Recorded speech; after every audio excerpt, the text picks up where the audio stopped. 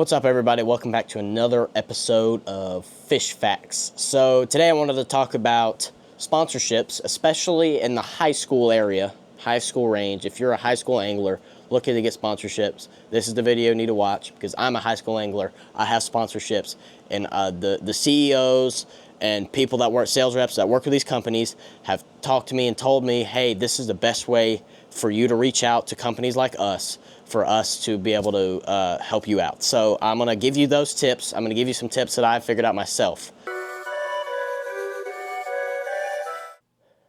I have really four big tips. There's really like four big things, or really like five, but five is kind of like a warning. But the four big things to help you go out and get sponsors. So one of these, I think two of these I came up with myself. The other two was kind of were told or influenced by what people have said with the companies that I work with. But the first one, this is one I came up with myself. Start small and work your way up. So what I mean by start small and work your way up, smaller companies. There's no way as high school anglers we are going to be able to go up to Luz or Berkeley or Abu Garcia or Shimano or Daiwa and go up to them and say, hey, I want you to sponsor me as a high school angler. The reality of this is there's thousands of high school anglers just like you and me trying to go the same way. It's kind of like if you were trying to get drafted into the NFL. There's a lot of people that are trying to do that. It's the same with fishing. There are thousands of anglers trying to get sponsorships, trying to make it to the next level, things of that nature. So, okay, now there's like six things because it's one that just popped in my head. But start small, work your way up. So what I mean by start small is there's two ways you could go and then go up from there. The first way is small mom and pop bait companies or tackle shops local to you. So like if there's a small hand tying jig company close to you, or if there's a small tackle shop that lives on the lake near you or whatever, those are the kind of people you want to go for first. Usually, the fishing brands are either going to give you product or they're going to give you some sort of discount or commission. And really with fishing brands, unless you have an absolutely massive following on social media or you are one of the best high school anglers in the country, you're not going to get a lot. You're not going to get big money sponsorships. The most you will get is free gear and some sort of commission most of the time. And if you can get that commission, especially if they will pay you, actually, like there's some companies that won't actually pay you. They just say, okay, we'll give you a commission just to entice you a little bit. But when the companies that actually pay you the commission, those are the companies to start, because the companies that pay you commission can track how much you're selling. And if you're selling a lot through your link or your code or whatever, they may up the ante of that sponsorship. So if you're selling, if you're working with a small jig company and a small jig company, a good like sale number for you per month and maybe like 20 jigs. If you're selling 20 jigs a month, they may up your ante a little bit. For a little bit bigger company like Bass Mooch, if I sold $300, $500 of product a month consistently, that I'm not talking just but 1 month consistently, because you could have one video blow up and people will go buy it and then they won't ever see you again. If you're selling a lot of product consistently every month, that's when they will up the ante. If they will give you some sort of commission, a discount. If they will give you a discount and you like their products, take it. Don't leave it. It's better than paying full price. If you like a local spinnerbait company that makes spinnerbaits and you like the spinnerbaits better than a lot of big brands, and they say, hey, we'll give you a 20% discount if you promote our stuff just a little bit, take it. Don't miss out on that, because again, that can evolve into something bigger, especially if you can build a relationship with those people, which that's what I'm going to talk about next. But the second way to get companies, like to start small companies, is local businesses. So not fishing companies, but just businesses that you relate to in some sort of form. So that's either like family, friends, or a business you go to often. Like my dad goes to a grill that's down the road from here where all the workers know him by name. He doesn't have to tell them what he wants to eat or drink in the mornings. Whenever he goes down there, they just go out and hand it to him. It's like stuff like that where they know you, or something like that where they own the business. Those are your best ways to get money. You're not going to get a lot of money, maybe like $50, $100 for like a year. But one, that adds up quickly if you can get multiple companies, and especially if you can offer something in return, which we'll talk about later. But take what you can get, especially from the smaller companies, because a lot of smaller companies can't offer you a lot. And then as you get more popular, as you get better, as you grow, that's when bigger companies will come in, or those smaller companies, which will grow as well. All companies will grow, at least some. They will either offer you more, or bigger companies will come in and say, hey, we'll swoop you up or whatever. The second thing, that this is another thing that comes from me that I look for personally, some people don't look for it, is relationships with the people from that company. So, like for instance, Bass Mooch and Level Rods, I have a really good relationship with their sales guy and their CEO and a couple of their workers over there. I know Hank Cherry, I know a couple other guys over there that I can't talk to as much, obviously, but I have a relationship with those people. They've taught me a lot, and it's great. It makes it a lot more impactful. It makes it a lot more enjoyable. Just to be able to have a relationship with those guys, because they're not just like a co-worker, they're like friends. And that's what I look for personally. And then especially if you can get relationships with the people you're going to work for, those are the types of deals that are either going to last the longest, and that will have the best chance to, as you grow as an angler. Those are the ones that are going to grow as well. So they may offer you more money, more stuff, whatever. So look for relationships.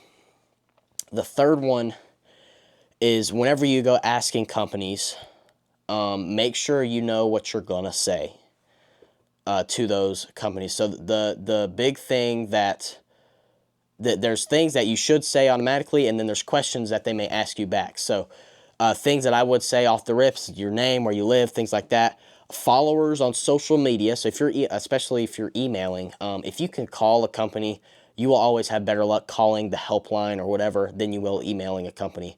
Because you can get a direct answer. You can talk. You have the opportunity. Like whenever I called Bass Mooch and Level Rods for the first time, I talked to Matt, the CEO, directly on the helpline. So like you have the chance to talk to the big guns, as I like to call it.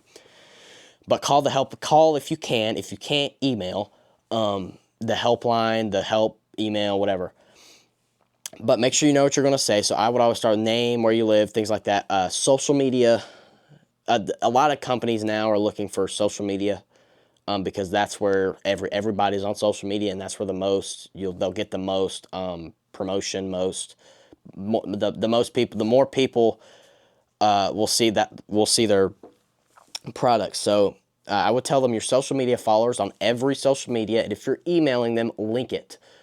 Or if you get off the phone and they say, email me your social medias, tell them, okay, I have 1,500 followers on YouTube, link your YouTube channel. I have 1,500 followers on TikTok, link your TikTok.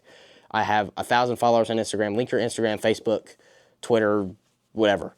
Link it, because it makes it easier for them to do, and it's quicker and things like that. And then also tell them any other sort of accomplishments that may tickle their fancy. So like, hey, I got 3 tournament wins this past year out of 6 tournaments. I placed third in an NC Bass High School Open, or not an NC Bass, a regular like Bass Open, and things like that. Things that may tickle their fancy as well. I'm a leader here. I lead at my church. Lead FCA at school, whatever. Things that they might like.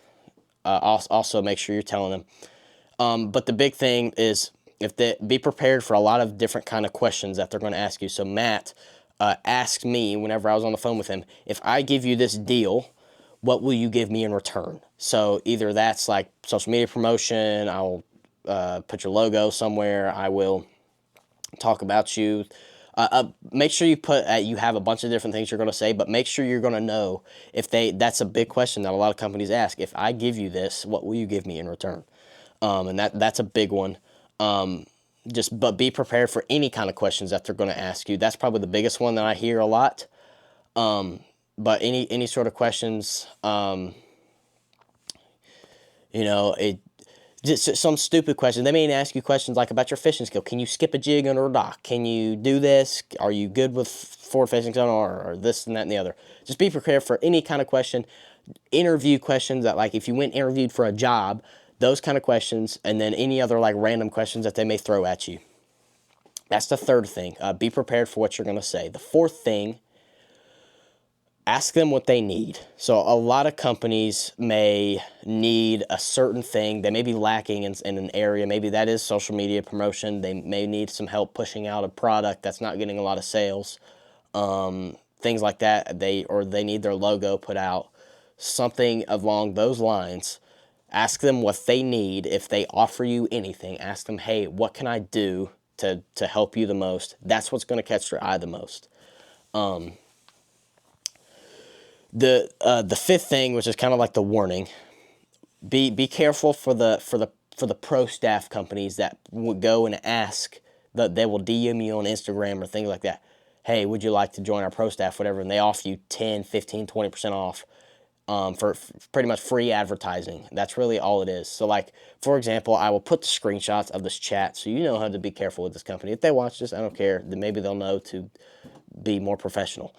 But a company called Keep It Real Fishing, which you may be familiar with, they DM me on Instagram and say, hey, you look like the kind of guy we want to work with. We'll give you like 50% off our sunglasses and a free t-shirt and like a discount code. And I was like, I'm good. I got my people. I'm okay. Thank you for the offer. And then they acted super unprofessional about it. Started flipping out. Like, we don't pay your school's tax write-offs and crap like that. You're missing out on once in a lifetime opportunity. Things of that nature. And I try to be nice about it. But be careful for those kind of people that you may interact with. The people that will offer you this and you say yes, and they will just put your name on a list, pretty much. That's really all they do. And you don't have a relationship with anybody, any of those people.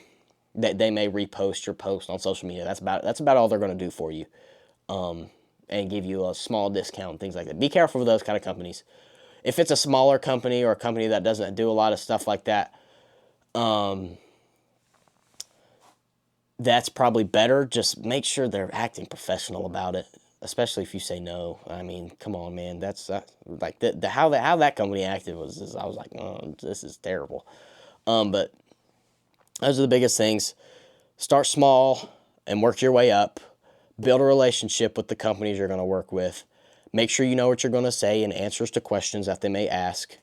Ask them what they need as a company, what they're lacking in, and then just be aware for the unprofessional companies, the companies that want to use you for free advertising, things like that. But that's what I have for you today's fish facts.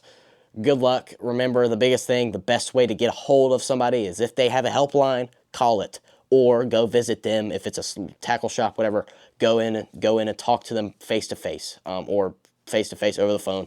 If the only way you know to get a hold of them is email them. That's better than nothing, but call them if you can. It may be more nerve-wracking. You can write what you're going to say down on a piece of paper, whatever. But you'll have a lot better luck with that. You may get put up with big names like the CEO, sales rep, things like that, that will be the people that you're going to want to talk to anyways.